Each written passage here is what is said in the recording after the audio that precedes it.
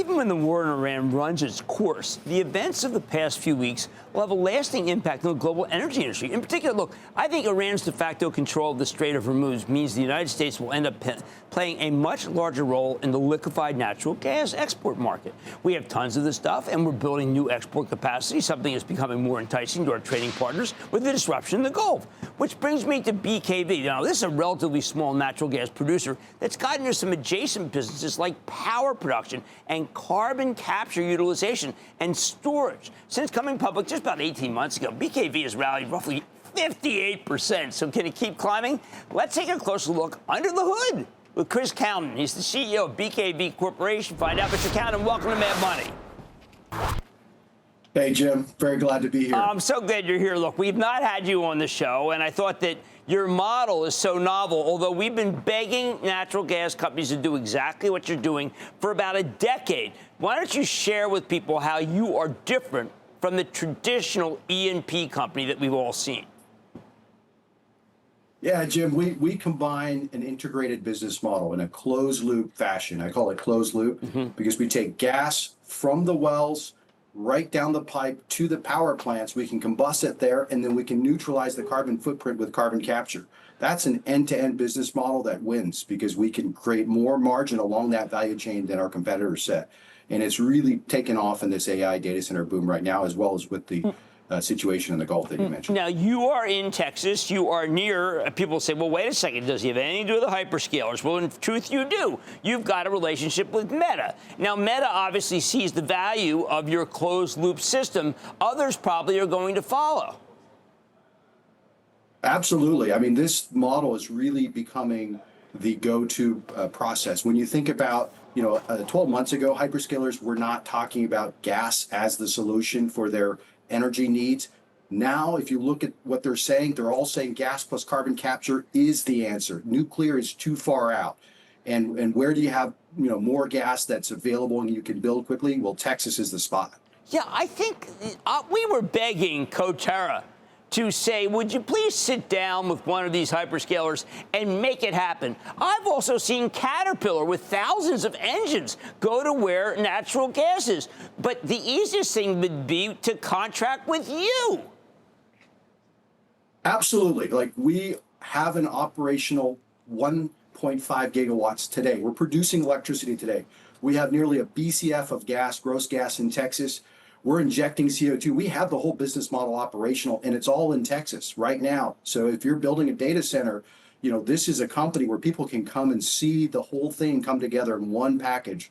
It's incredibly powerful. I'll tell you, I'm more excited than I've ever been about where this market's going and where we're positioned in it. Well, what happened to the Barnett Shale? When we first started the show, it was where everybody was. And then people decided to go west.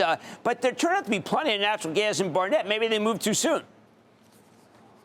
Absolutely, right. So you're exactly right. The people left the Barnett. They pulled the capital out. There were more sexy plays, Haynesville, Marcellus, but they evolved the technology. And so all we did is take all that learnings from the Barnett, from the Marcellus, from the Haynesville, and reverse apply them to the Barnett. And we've been able to just show so much more productivity. Our capital efficiency just keeps getting better because we're just reverse applying the technology. There's 200 feet of pay in the Barnett. It's a big, big play. Well, I'm also glad you're doing the carbon capture. I'll tell you why. Because when I speak with the CEOs of these companies offline, they say, listen, Jim, I know you love natural gas, but, natural gas has to get a little bit more forward. They can't be flaring. Now, they don't flare at all anymore, so I don't know what that's talking about. But they really did want carbon capture. And you are forward enough to think, look, it doesn't really matter who is president. Maybe carbon capture is a good idea. You're right. And you know what? It works. The economics on carbon capture, it's been around for 40 years. This isn't something new. And what we've done is we've said, look, what do the customers want? They want their natural gas. They want it cheap. They want it abundant. They want it from the U.S. And they don't want to feel bad about the environment, at least some customers. And so I always say, you go to the grocery store, there's organic bananas and there's regular bananas. Some people are buying the organic bananas. They're twice as expensive. We're selling organic gas. I mean, quotes around organic, but that's what it is. And the carbon capture allows us to do that mathematically. Now, Chris, do you think that the country got a real wake-up call and recognized, you know what, our we're paying more at the pump. We don't seem that integrated at all. But they see that natural gas did not go up. Do you think people recognize maybe for once what we've got in this country? I hope so. And you know what I would say, it's starting to dawn on folks, because what you saw for the first time, and I'm seeing it more and more now, is people saying, okay, well, talk to me about this natural gas thing. And it's not just U.S. consumers.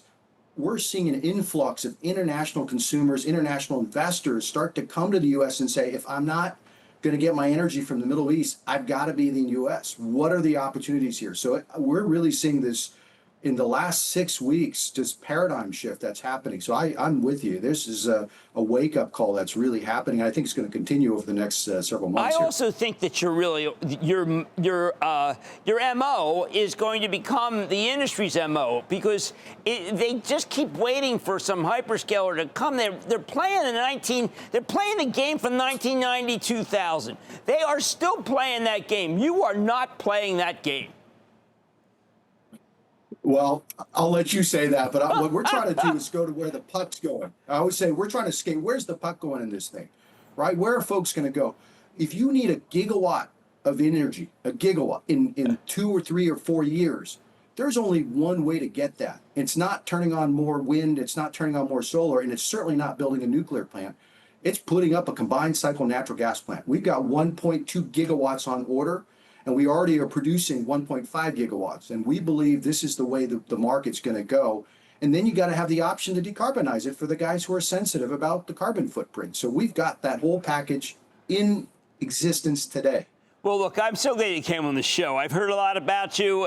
You're obviously the real deal. It's very exciting to me because this is what we need. You've got proof in the country that we've got something that is not connected to the other places, so we're insulated. This is where our continent is indeed, we're sequestered and we're fine. And I want to thank guys like you for making that happen. That's Chris Kalnin. He's the CEO of a symbol BKV. Remember that. This is a good one. Thank you, Chris. Thanks for coming on. All right, thanks you, Jim. Mid Money's back after the break.